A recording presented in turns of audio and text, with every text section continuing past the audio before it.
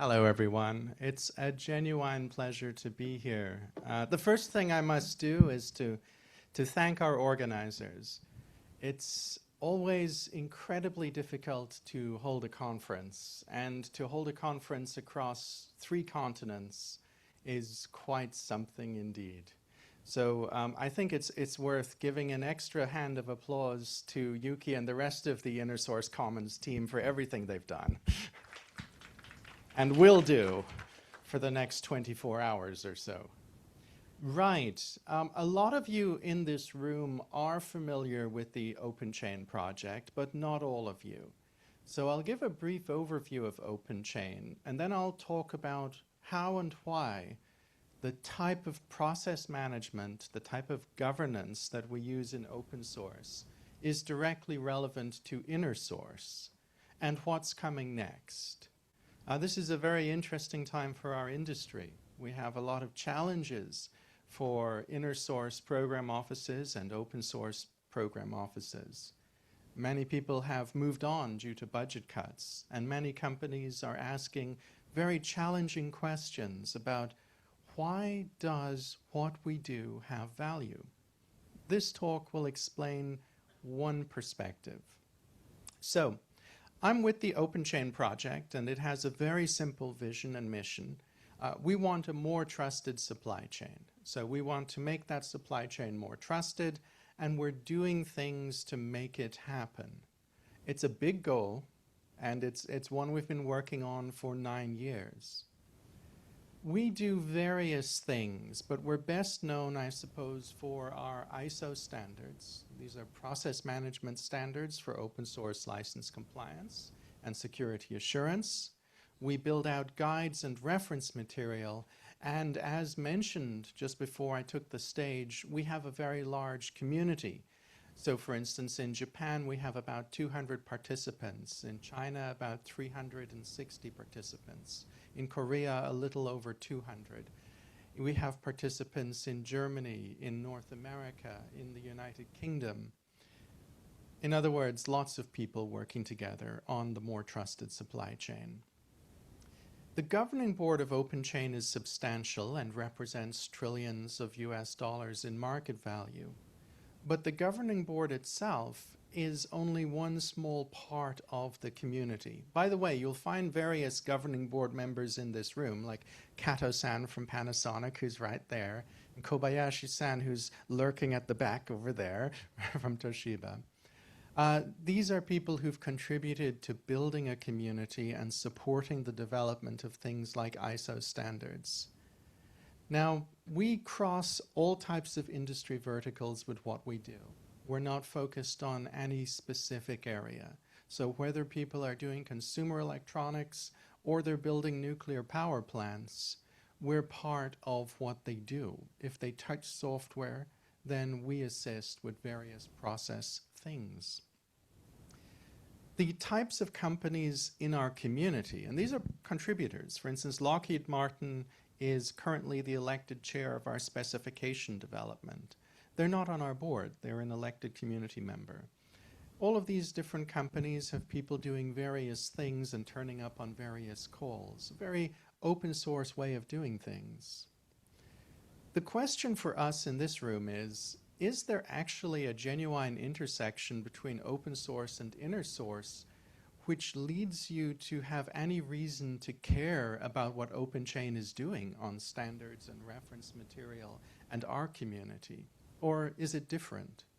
And it's true that InnerSource and open source are not identical. There are slightly different priorities at times.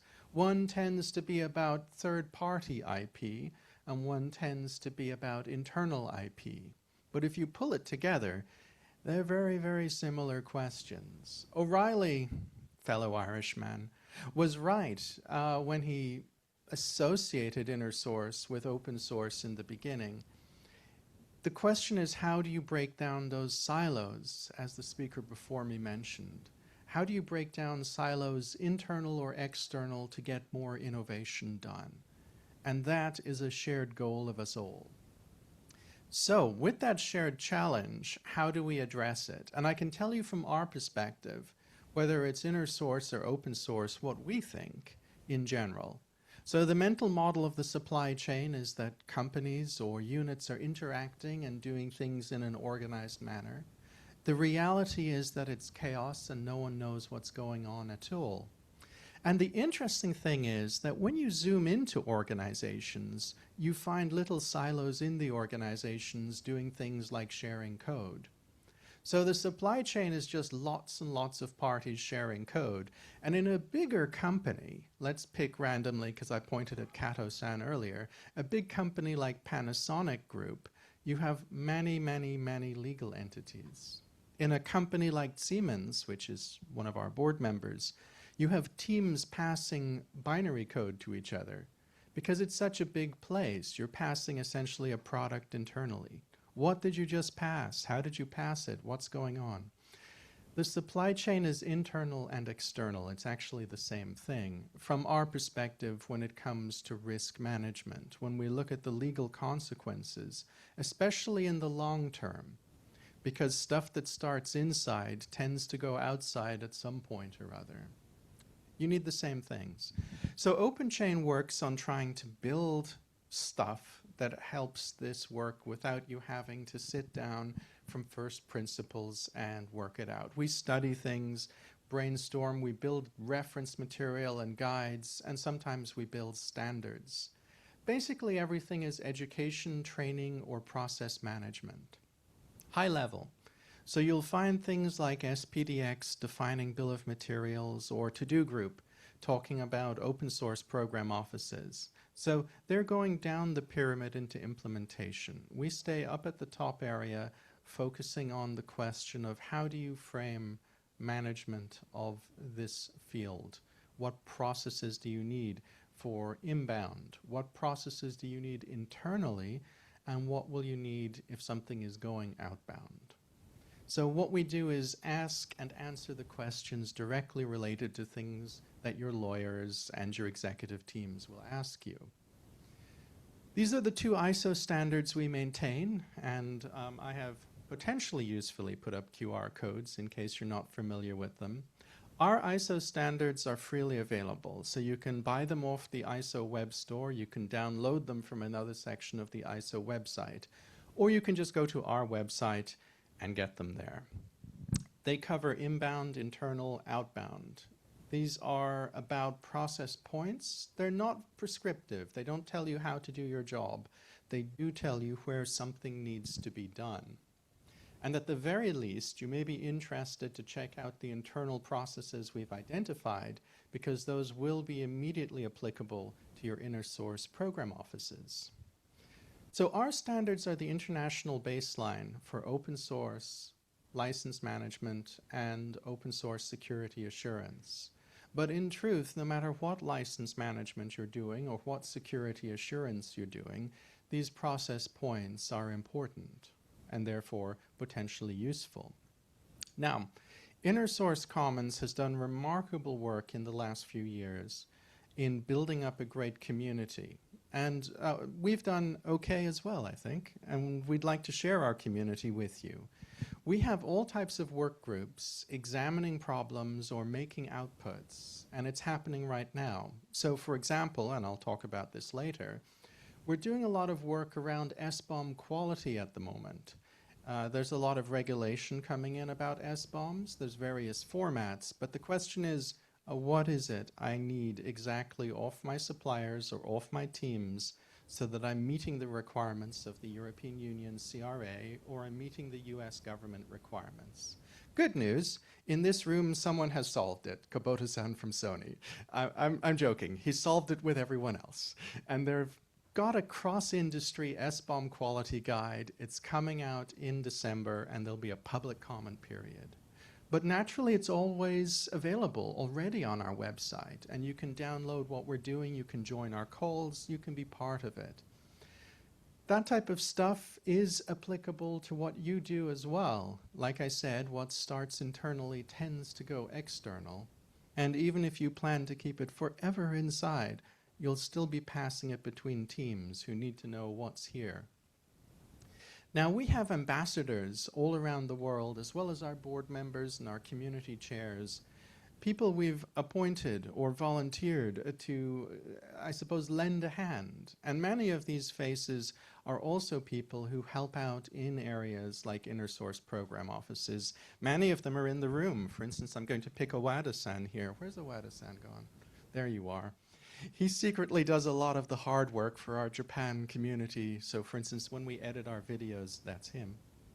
Our ambassadors are available to give a friendly chat and are a great resource which can hopefully help you too. More formally, our work groups and study groups have their chairs who act as a nexus point.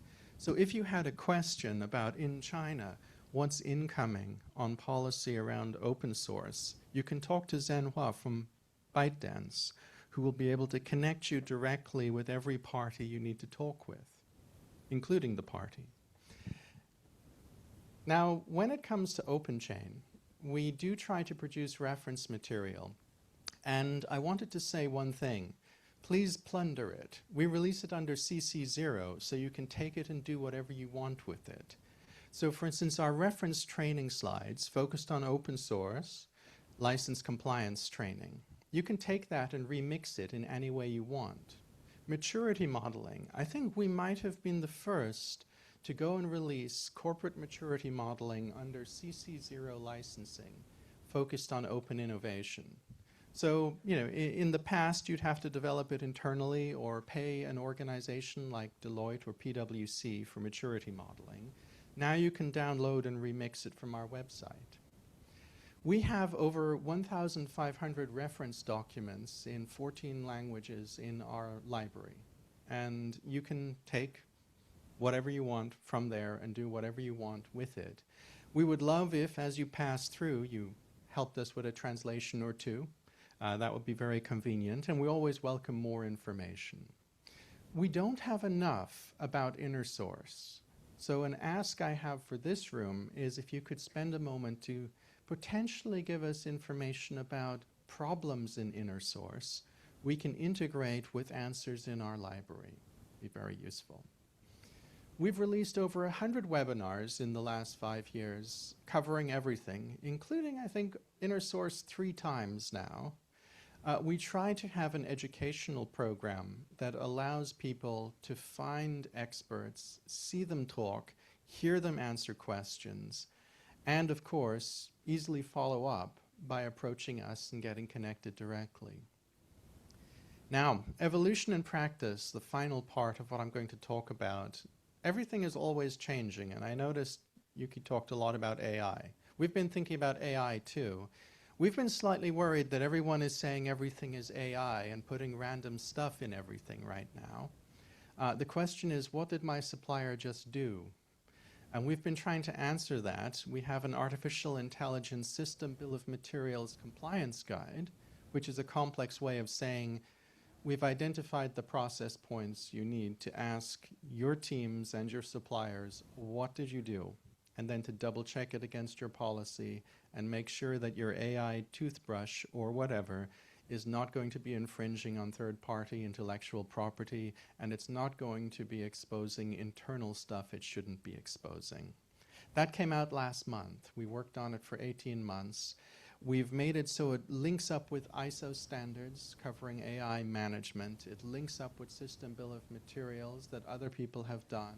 And it links up with our pre-existing license compliance work. In other words, if there's AI on the table, it fits in neatly into pre-existing infrastructure. It doesn't reinvent the wheel. SBOM quality, I mentioned it's available.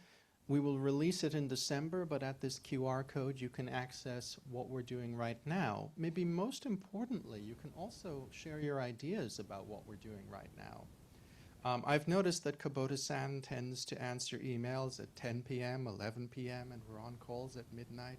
So he's happy to work all the time to make sure that your comments are included before our December release. You're welcome. In conclusion, the whole market of open innovation is actually becoming very boring in a good way. It's getting closer to traditional software asset management. We don't have to make things up anymore. We literally have ISO standards. Where we don't have ISO standards, we tend to have guides, we have training material, maturity modeling, all types of things. Now, I've been talking with various people in InnerSource, like for instance Daniel, about the future of InnerSource, and it does seem that it's following a very similar trajectory. And I think the most important thing I can say is that 99% certainty you'll be going in the same direction as open source management. And 98% of what we've done is exactly what you will end up doing anyway. And given that we've released it freely, you may as well take it. Now, OpenChain has been powered by this incredible community. I mean, what we've ended up doing is spending tens of thousands of hours of corporate time and personal time. I wasn't joking about Kubota-san and 10 p.m. We've spent so much time working on this and building it because we're passionate about it. You know, this is our community meeting in this room recently. People love the fact that we can work with the professionals that are doing the same things as us, work with people who genuinely care about innovation. And working in openness is something truly special. It's amazing to have companies like Mitsubishi Electric innovating internally, and they do. They make incredible technology. But it's even more amazing to have their people come and meet others and share openly about the problems they've solved. I think there's no difference at all between inner source and open source when it comes to community. And I think that the most positive thing we can do is work together more often and get to know each other even better. So OpenChain, everyone is always welcome. I see smiling faces. This gentleman who's obviously part of our beer study group. We have an onsen study group as well. That's Kubota-san in his spare time. The onsen study group's next meeting will be in early December, I think. Yep. And in Korea, there's a Makori study group. So we have all types of social things going on, and we're genuine friends as well as colleagues. I'd love to invite you to participate in what we do because we want to learn from you as individuals and as experts in your domain. So I do hope that you'll drop by OpenChain because what we do is so interconnected with what you do. We're trying to learn as much as possible about InnerSource and to see where we can help, but also to see where we can learn and educate ourselves and adjust our material and our approach. Open innovation. This is my 19th year working directly in open source. So I've seen a lot of the cycles. I'm one of the original group of the hackery types like Harold Velte and all of that who worked on this in the early days. We've seen a lot of evolution. We've seen a lot of corporate stuff happening. What we haven't seen is any difference in the fundamental, which is that we discovered working together works better. And working together between organizations, working together inside an organization, it's all the same thing. We're very lucky to participate in this community. I certainly don't regret the 19 years I've spent here. And I do think there's a lot more to be done. Final note, we have a huge responsibility to the next generation. Right now, young people are saturated with technology. But so many people are touched by technology that most of them have very little knowledge of how we make it, or that it can be adjusted, it can be changed. People have become more passive consumers because of scale. When you're touching 5 billion people, only a very small subset know how things work. That's you. I think we've got a bit of a responsibility to keep building and expanding our community and helping people come in and join us. So I do hope you'll be part of OpenChain, and I hope that OpenChain will more and more be part of InnerSource. And with that, I thank you very much.